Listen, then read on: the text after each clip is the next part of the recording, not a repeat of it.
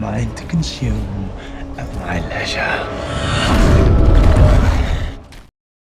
Controversy. It's a thing as old as dreams itself, some would say. And the Sandman series is no stranger to it. Several fans of the original graphic novels were outraged at the things that Netflix decided to change when it picked up Neil Gaiman's acclaimed IP. And now Gaiman himself is in hot water, so what does that say about brilliance, huh? Much like the first season of The Sandman, Season 2, Part 1 contained many changes, deviations from the source material that can give people headaches if they're invested into that sort of thing. And it's for those guys, and you guys, that we've decided to make this video. So, without further ado, let's dive right into the 10 biggest differences between the Sandman books and Netflix's second outing at trying to adapt its controversial brilliance, shall we? And spoiler warning, because there will be a few of those in this video. Anyways, before we get too deep into our explanation, we have a very small request. If you like our content, please support us by subscribing to the channel. It's a small click for you, but for us, it means a lot. Thank you. Let's begin. I am destiny, I do not wish. Destiny is not blind. Let's kick off with a change that feels like it's been made for cosmetic purposes but has a much deeper thematic impact. Season 2, Episode 1 was the first time we saw all of the Endless gathered in one place, and at least that much is consistent with the source material. The first 3 episodes were a pretty close adaptation of the Seasons of Mist story arc, but they contain several notable deviations, so let's start with the biggest. Netflix's Destiny isn't blind. Sure, he's been race-swapped as well, but in the grand scheme of things, that doesn't make much of a difference. What does is the fact that he has eyes, because in the graphic novels, Destiny is supposed to be blind. Sure, the novels describe his appearance with ambiguous terms. The storyline that inspired Season 2's first 3 episodes is the one where we learn that, while most consider Destiny to be blind, he might be the only one in the universe to truly see things for what they are. But it's the cosmetic change of not giving Destiny his glazed-over, cataract-esque eyes that changes everything for us. Because Destiny being blind is the perfect metaphor for his function in life. Destiny's blindness wasn't merely a design choice, it was a design choice that served a thematic purpose. That purpose being showing the world just how blind a person can become once they submit to the vortex that is fate. Out of all the Endless, Destiny is the one who adheres to his duty the most and the one who changes the least. He's cold, he's distant, and he's unfeeling in the face of great tumult because that's his cosmic function. Destiny cannot stray from the path that all life must naturally take, so when he finds something that does, it upsets him greatly. And his eyes being blinded is the perfect representation of the very idea that every person is living their lives exactly how those lives are meant to be lived. A blind mind would use Braille to read their books, you'd imagine, but Destiny's book shows him the past, present, and future using words. He cannot see, yet he sees everything, or at least everything as it's supposed to be according to the laws of the universe. Adrian Lester does an amazing job of capturing the gravitas of his character, but alas, we can never fully buy into his portrayal because the Destiny we know is far more unsettling than he is. Without the blindness, Lester's Destiny looks and feels more like a discount Grim Reaper, which recontextualizes Death's joke from the first episode quite a bit. He has his trademark book attached to his right hand, yes. That's also his sigil, yes. But the truth about how Destiny warps the minds of men is conveyed by his blindness, and by not keeping him that way, the show takes some of the mystique out of his character. Lucifer does not take Morpheus on a farewell tour. One of the things that might have surprised those of you who haven't read the novels was just how easily Lucifer decided to abdicate. In fact, he did Morpheus a solid and sent all the residents of Hell to parts unknown, and if you know anything about them, you'll understand why we call this a solid. But what's different about his visit to Hell and his discovery of Lucifer's decision is that almost none of what we see in the show happens in the books. Squatterbloat is not present to lead Morpheus to Lucifer, as he did the last time around. No one is in Hell, and that's the change. In the novels, as soon as Morpheus gets to Hell, he rushes to Nada's cell to rescue her, but she isn't there. It's only then he realizes Hell is uncharacteristically empty, and he and Lucifer exchange words. The words themselves stick closely to the source material, but Lucifer's actions do not. In the novels, he took Dream around Hell as he forced its stragglers to evacuate and gave the Dream King a lesson in duty and destiny. First, they come across a man who's being tortured for having been a tyrant. This man has committed some of the worst crimes in humanity. He once forced 2 people very close to each other to survive in the desert in a winner-takes-all contest, while he himself sat back and enjoyed the scene. He bathed in the literal blood of children, and for that, he feels like he has to torture himself. And Lucifer uses this man to elucidate his point about how hell isn't hell because he made it that way. Hell is hell because humans continue to dictate the terms by which they live their lives, including their afterlives. He then sends off a few of the minor demons who refuse to accept his decision to abdicate because, according to them, the Lucifer they knew would never do such a thing. The devil then explains that he never wanted any of it. It was his father who cursed him with it, and now he wishes to be free. Finally, once the final gate to hell is closed, Mazikeen shows up and begs to stay with her master. She confesses her love for him and tells him she'll go wherever he goes. Lucifer kisses her, calls her beautiful, but denies her wish because he wishes to travel alone. Everything else about the episode where Morpheus gains the key to hell is pretty much the same, but these differences actually showed us what Lucifer was saying wasn't just a bunch of baloney made up to ensnare Dream in his trap. The show's version of events made it feel like everything Lucifer said was just so he could curse Dream with the key to hell, but in the novels, you see there's a lot of truth in his words. That is why the changes to the hell storyline are some of the biggest missed opportunities for this adaptation, because they humanize the devil in a way that even the show Lucifer couldn't. The Deity delegation didn't have Egyptian envoys. After figuring out that he needs to find a new ruler for hell thanks to his sister, Morpheus invites all the envoys from the various spirit worlds into his castle to throw them a banquet. His visitors come from far and are many in number. They're also boisterous troublemakers, with Thor in particular somehow turning out nastier than he was in the novels. But the delegation has a few missing members, key among which is the Egyptian delegation, which in Gaiman's original work had an important role to play. Perhaps this change was made because Bast and Anubis have become integral parts of the Marvel Cinematic Universe, but their exclusion from the Netflix adaptation led to several changes. For starts, Thor's fight with Merkin, who looks a lot lovelier in the show, was actually picked with Bast. Bast is a lot more agreeable in that regard because her character ties into the Dream of a Thousand Cats storyline that we saw in animated form at the end of Season 1. In the novels, Bast is the one who promises to tell Dream where destruction is, not Odin. And even though she's lying to him, Dream seeks her out after dealing with the matter of hell because he is truly motivated to find his brother. The show also makes a much bigger deal out of his search for Nada in the waking world than the novels do, where he also blesses her with the power to return to the dreaming at her will. Morpheus hasn't done that in Netflix's Sandman yet, but even if he does, that won't change the fact that we never got to see our favorite feline deity getting to put the god of thunder in his place, and trust us when we say this, we'd have paid good money for that. Susanoo's purpose for visiting the dreaming is entirely different. Another big alteration from the original Season of the Mist storyline is the reason behind Susanoo's visit to the dreaming. In Netflix's Sandman, Susanoo presents himself as a man riddled with sorrow and regret. In Shintoism, Susanoo was the god of storms, the aspect of destruction that served as an opposing force to his sister, Amaterasu. The most popular legend associated with him sees him win a wager against his sister, and when he does, he unleashes a victory dance so powerful that it literally turns the home islands into a wasteland. Seeing this destruction, Amaterasu hides herself and the sun in the Holy Mountain Cave, and Susanoo is banished to Ni no Kuni, aka the Japanese underworld. Netflix's Susanoo uses his experience in Ni no Kuni and his status as a reformed deity to try and persuade Dream to hand over hell to him. However, in the novels, his ambitions are not at all benevolent. In the novels, Morpheus meets each of the deities that ask for an audience with him in a private chamber, not while he makes the rounds of the banquet he's throwing them. Within the privacy of the Dream King's protection, he reveals that his purpose for coming to the dreaming is territorial, because as it turns out, the Japanese pantheon has been collecting gods and divine realms as one would stamps or coins. Apparently, Marilyn Manson became a deity by the Sandman universe's standards because the Japanese pantheon now includes him, and it also includes several lesser aspects of the underworld. So, Susanoo tells Dream that he may rid himself of the burden of hell by giving it to one who has assimilated several versions of it within his own. His offer is rejected, of course, because it was much like Odin's from the show. It prioritized territorial expansion over the maintenance of cosmic balance. But it's interesting to see that Netflix decided to turn Susanoo's mythical redemption into an actual one, or at least tried to.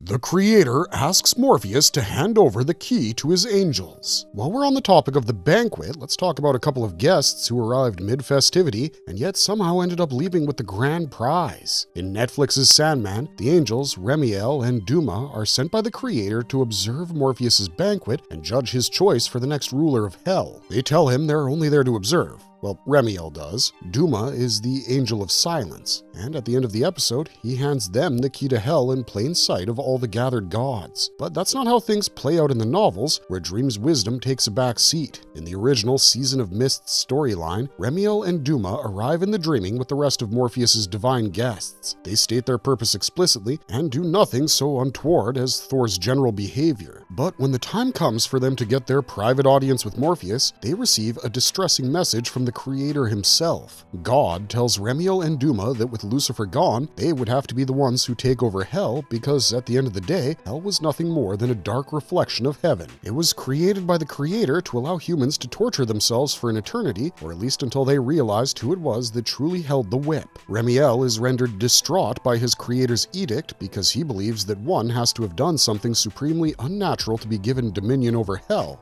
but he sort of talks himself into understanding that that's not the case. And in fact, this is an opportunity to reform the abode of the damned. Dream hands him the key to hell privately, and the next day, the two angels get to work on rehabilitating all of hell's lost souls. But we don't get to see that in the show, and the Creator's decision is turned into the wisdom of Dream. Throughout the episode, where he is deciding hell's fate, Lucienne keeps telling him that he's being tested by the Creator, and Morpheus's decision to give the key to the angels is more of a rebuke that comes from a place of total understanding. This makes his character growth feel a lot more realistic, we agree, but it also deprives us of the chance to see two angels enacting reform policies in hell, which is a pleasure the novels don't deprive us of. So yes, there are many things about the second season of Sandman that don't line up with the original, including the next difference. Lucifer and Dream don't speak at a beach. The end of the Seasons of the Mist storyline is very different from the novels. In the show, Dream goes to see Lucifer at a beach somewhere and they talk. They talk about Dream's victory over her and how he solved the riddle of the key to hell by giving it back to the Creator. In the show, Lucifer is shocked and impressed by this because even she hadn't thought of that. And she asks Dream about Nada. You get the sense that she's totally helpless and has been beaten by another god at her own game. Lucifer calls God a part of the female reproductive system and then bids Morpheus farewell. This is way edgier than what happens in the graphic novels because over there, the devil's final word is spoken to a random Australian man. After retiring, Lucifer ends up going to Australia and lives his days sitting on its golden sands. One day, a random man shows up next to him and talks to him about how meaningless everything in life feels. He does it in the most Aussie way ever, including calling Lucifer a palm for sitting at the beach day in and day out, but in the end, the man also claims that the sunset they were both witnessing somehow makes it all worth it. As he leaves, he asks Lucifer if they can meet again the next day, and Lucifer has to agree with his assertion that it didn't matter how his Creator treated him. His sunsets were still a thing of breathtaking beauty. In the novels, even the devil experienced some sort of growth, and Dream wasn't as ineffectual as he feels in the show. During the banquet we mentioned earlier, he granted Azazel a private audience, and in that meeting, Dream allowed Azazel to kill and devour Choronzon right in his throne room. This is something he doesn't allow in the novels, where he actually goes inside of Azazel and saves both Choronzon and Nada. Netflix's Sandman has removed some of the more hopeful and spiritually good aspects of the original work, and that's sort of a repetitive thing with the show.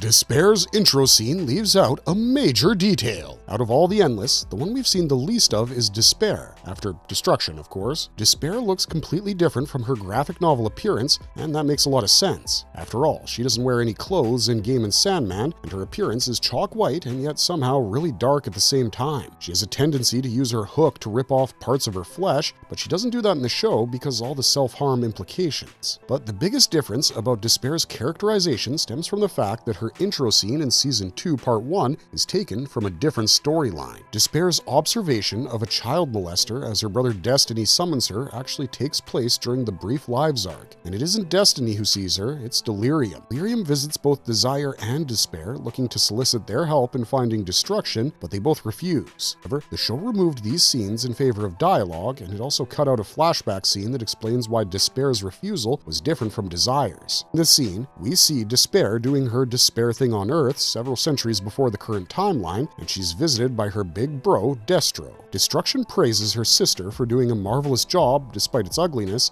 and kisses her on the cheek, despite her ugliness. It's Destruction's kindness that keeps Despair going, and though she refuses to accompany Delirium on her quest, she does visit her when it's all said and done. Despair is just as sad as her youngest sister that their favorite brother is never going to come back, and to see that is to see how she herself experiences the emotion she personifies. It's powerful stuff, and regrettably, it just doesn't show up in Netflix's Sandman.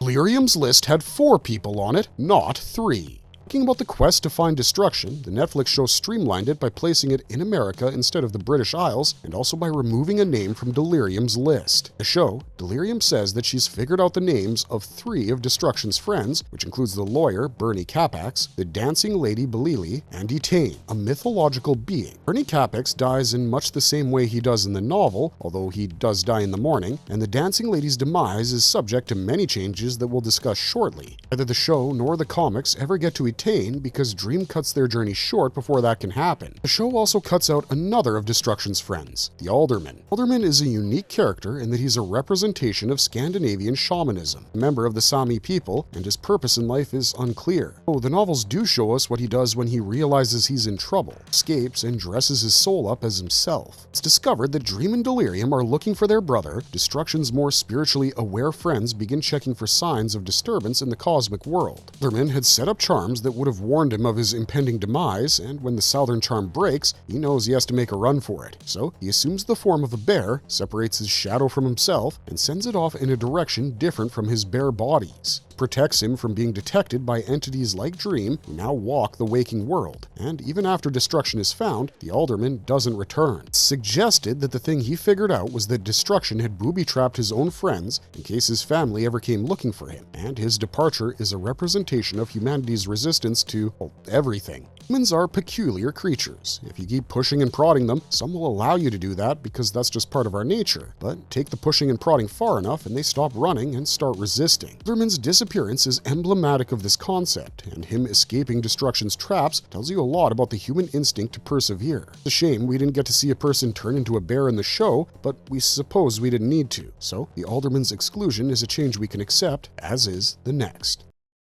Wanda is not Dream and Delirium's guide in the waking world.